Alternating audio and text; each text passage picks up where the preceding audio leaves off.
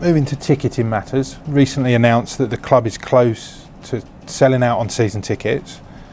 How close are we to that number, and more importantly, what is that number? Well, we started the season with over 22,000 season ticket holders, and each day that goes by and each part of the season that seems to sort of improve for us and get people more excited is seeing people buying into season tickets. Some people even bought just ahead of the half season tickets to make sure that they got a half season ticket, and therefore paid a little bit of a premium to get one. And the half season ticket sales that we thought were fantastic last year and were pretty decent the year before, given that we didn't have the best of years, again are flying. And we've already sold over 200 half-season tickets with a campaign just a few days old. So we're going to be heading towards 23,000 season tickets, I would think, before the season's out, which is a phenomenal number for a championship club, which just 6-7 years ago was attracting gates of just 6,000. So we're in a good place. We're delighted with the progress that we've made. We're also very, very happy with the number of match tickets that we're selling game to game. And as you saw against Aston Villa, and as you saw against Norwich, and as I think you'll see against Fulham and the subsequent games after that, Leeds and so on, we're going to have very close to sellouts for every game, if not sellouts at every game. So how do the rest of those seats break down? Obviously you've got the 23,000. That still leaves a fair batch of tickets for matchday sales, away fans. How will that break down? Yeah, well, matchday sales vary slightly because it depends obviously on the number of fans that our visitors bring. In the case of Aston Villa, it was 3,200, which is a phenomenal number from the Midlands on a Friday night. It depends on the amount of segregation that our safety officer determines that we need for a particular game. And then it comes down to what's available. And in terms of the way we sell seats, we try and put all of the seats that we have available on sale as quickly as we can. If we get seats back from sponsors, from the league sponsors, or if we reduce segregation, or if the away team decides that they don't need as many as they first advise us, we'll put those seats back on sale as quickly as we can.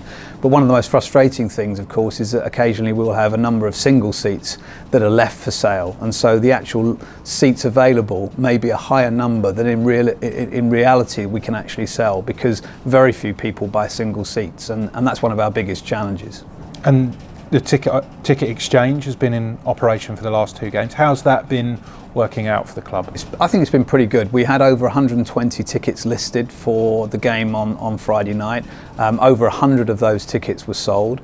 Ironically, some of the tickets that weren't sold were actually pairs. We very rarely get back pairs, but on this occasion we did get back 10 pairs, 20 tickets, but they were actually in the family stand, and on a Friday night that's difficult to sell. So with the exchange, is that fair to say that a lot of those seats that come back are singles? Because this is one of the arguments from the fans, that open the exchange earlier, you get more pairs, more triples, more sets of 4 or 5 seats which people may be looking to buy, as opposed to buying those singles that are on sale from the club. Yeah, unfortunately that's a myth. The vast majority of tickets that come back through a ticket exchange are single tickets. Very often we've only got single tickets to sell before the exchange is operated, so what you end up with is even more tickets available, but the majority of them are single. As I said on Friday, the irony was that we did get some pairs back and some threes back, but they were mainly in the family stand. So first of all, it's restricted as to who we can sell to because it's the family stand, and secondly, because it's an evening game and it's a Friday night, it does actually limit the market a little bit further for families to attend. So overall, we were happy with the way the ticket exchange worked, and what I would say is at the moment the way the ticket exchange operates for the club is it's very manual. So we can't just allow people to list their tickets at any point, because every time they do, we have to manually put that into the system.